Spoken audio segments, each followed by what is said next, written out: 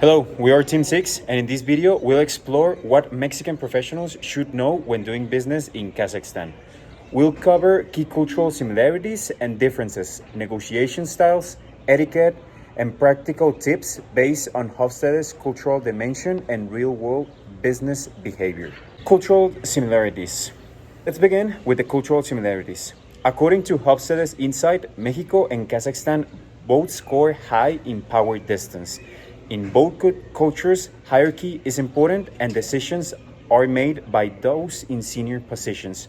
Showing respect to titles and authority figures is a must. Both countries also have high uncertainty avoidance. This means that people prefer structure, planning, and formal agreements.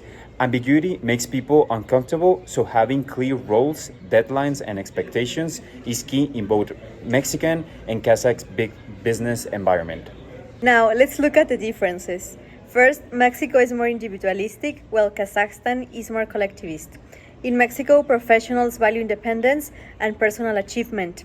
In Kazakhstan, they value group, loyalty, and consensus. People often act in the interest of the team or company, not just themselves. In addition, Mexico is a high indulgence culture. In other words, we enjoy life, express emotions freely, and are open and warm. Kazakhstan is the opposite. It ranks low on indulgence, meaning that people are more reserved, cautious with emotional expression, and highly disciplined in social and professional settings. This difference also appears in communication. Kazakhstan has a high context culture, which means people rely heavily on nonverbal cues, silence, and indirect speech.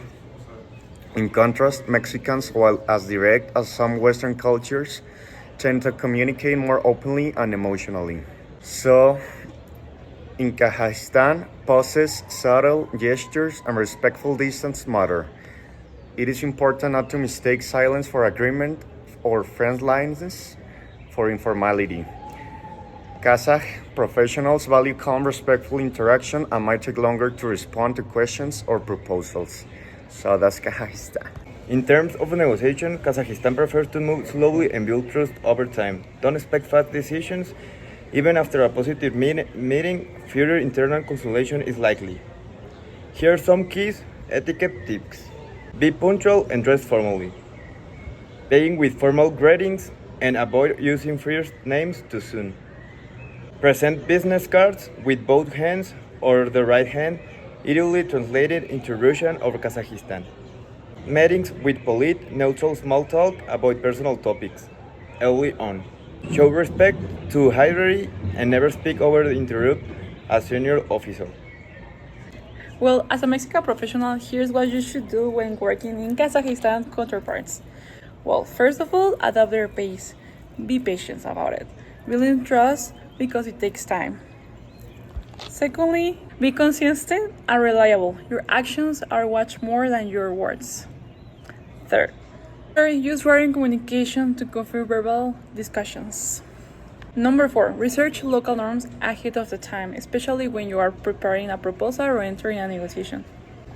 Number 5, be discreet and formal in emails and messages. Friendly, but not overly casual. And here's what to avoid when doing business in Kazakhstan. Don't be overly expressive or informal too soon. It can be perceived as unprofessional. Avoid using humor or sarcasm in initial meetings, of course. Also, don't rush decisions. Pushing too fast can be seen as aggressive or disrespectful. Also, avoid discussing politics, religion, also things like the Soviet past. These are highly sensitive topics. Never challenge someone in front of their team, of course. Public confrontation damages trust and face.